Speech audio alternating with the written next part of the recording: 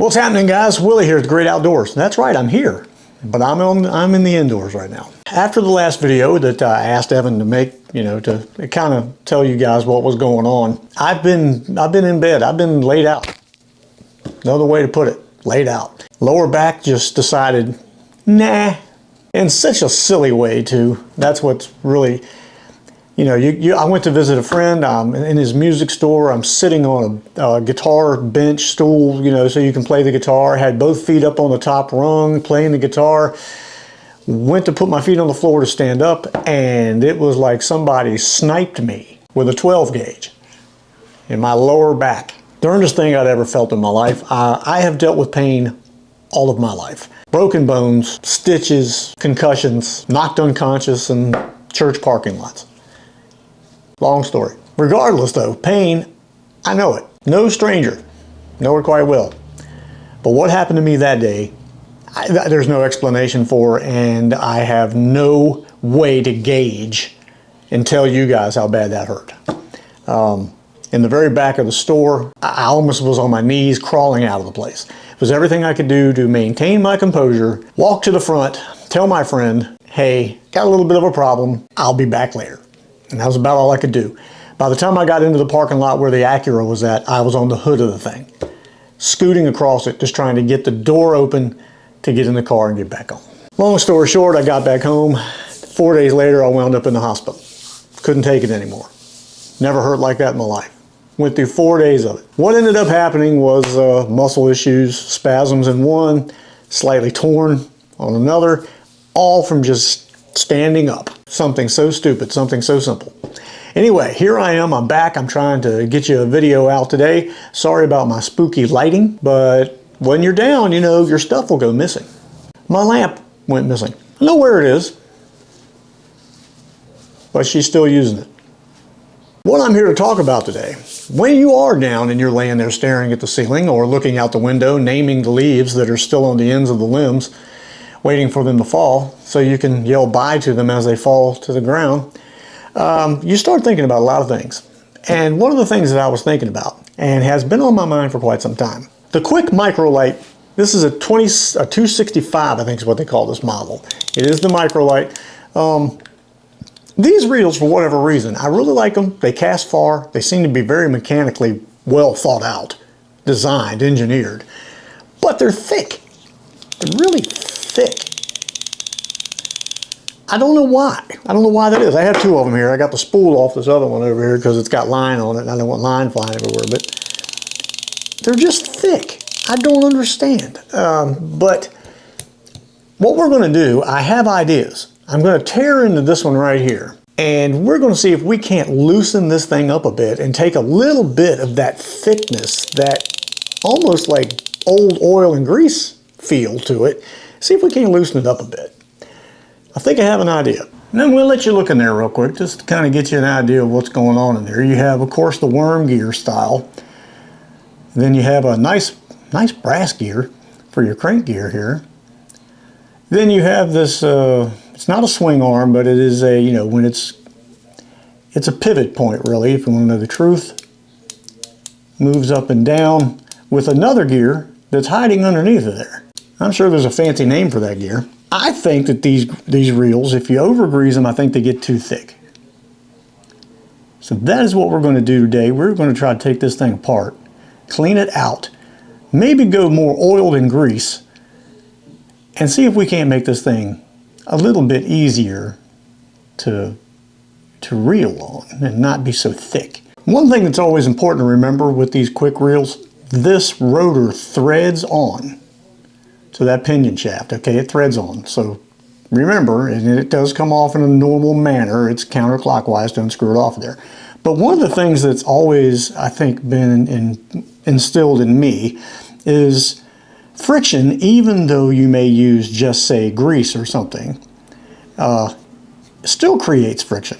And it just makes it smoother, but there's still like friction there. You have a bearing under here, there's a bearing underneath that. But look, I mean, that thing doesn't, and there's a lot of grease in there. So we're going to go and see if just maybe getting the grease out and just going with some oil and a little grease on the worm gear it makes a big difference here with this thing. And there you go. Underneath of that cover is your bearing. And this should, oh yeah, there we go. I was going to say, this should, if everything goes right, come right out of there really easily, which it did. Now this is an exposed bearing. This is not a sealed bearing on here. But it looks like it works really well. It's very smooth. Let's look at this bushing. There's a bushing in here, like a bronze style bushing that's inside there. I don't know if you can see it or not. We'll see what kind of friction we got there with it. Basically no oil, no grease at all.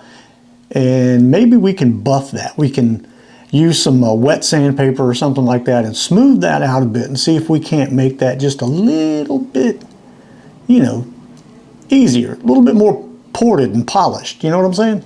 So I am not going to deny that this right here isn't smooth as glass. I'm going to tell you right now it is. But it's thick as well. You know, kind of like a Stretch Armstrong. Did any of you ever have the Stretch Armstrong when you were a kid? You know, he was mushy and soft and pliable, but if you punched that thing, it was hard as a rock. So that's kind of what, like, you know, this is just as smooth and nice, but if you really put the spin on it, it doesn't spin. So my thinking is the friction is in this bushing. Now, maybe it's supposed to be tight and have a tight tolerance. I get that, but I don't like the thickness, because if you take a look at this bearing, that bearing's spinning just as easy as it can. But as soon as you put it in here and it goes into that bushing right there, it gets that thickness to it. So let's see, I'm going to go clean these up and I will be right back and we'll see if we can't free this thing up a bit. Okay, I've cleaned this out. Cleaned the bearing out, I cleaned the gear off. Now what I did, I have a stainless steel tube cleaner. It's just a tube cleaner, just your pipe cleaner kind of thing that fits in there. And what I did was came down through the top of the frame here and went right through that bushing and basically just spun that tube cleaner inside there on that bushing. Now you don't want to do it too much because you don't want to take a lot of surface away from it, but what you do want to do, and what I wanted to do, is I wanted to loosen it up a bit. So what I did was came back after that, after this is all cleaned out. Now you just saw what it was doing earlier. Now watch this. Now it's spinning freely. It is making a little bit of noise, but that's only because there's no grease wedged up in the bearing now. But I'm going to take care of that problem too, because there's going to be some oil in that thing. But now what I'm going to do, pull that out, set that down right there.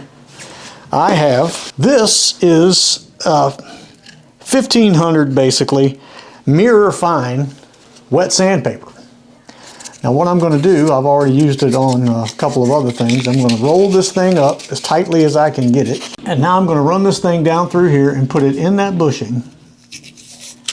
Let it unfold itself.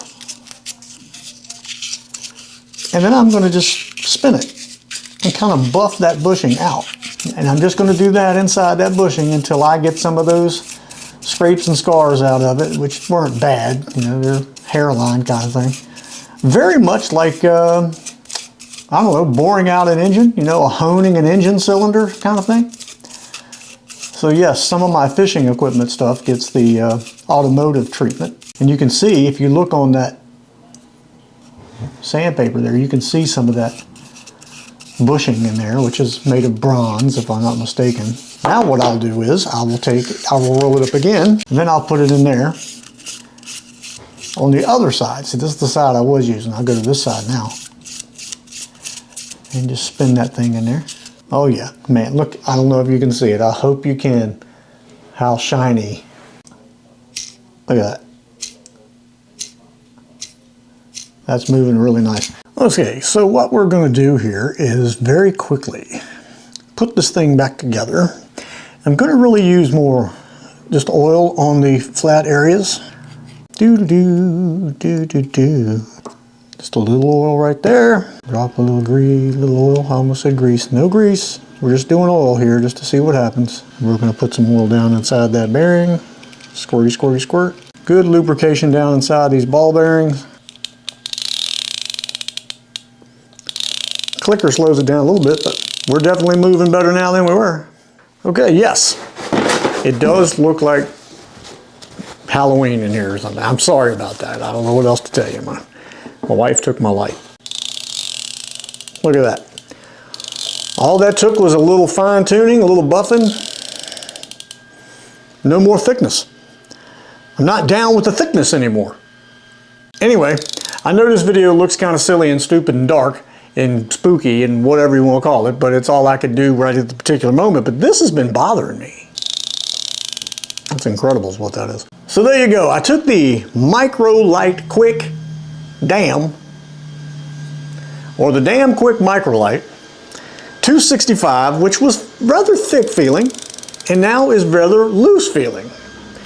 I am looking very forward to using this now because it really is a very well made reel. I could not for the life of me figure out why they felt like they were so thick, why I felt like I was trying to churn butter with this thing. I just kind of buffed it, kind of polished it out, the same way you would do the cylinder of a car. And man, let me tell you what, this thing went from being a slant 6 to a 350 V8. If I hadn't got that line all tangled up around the shaft, it'd have been a lot better. Where did that line go? So anyway, before the battery dies, thank you guys for watching this spooky after Halloween Thanksgiving special on the Quick Microlite 265. Works like a champ now. Now, I need fish. That's all I need, and a place to catch them. Fish. Thank you guys for watching. We'll see you on the next one.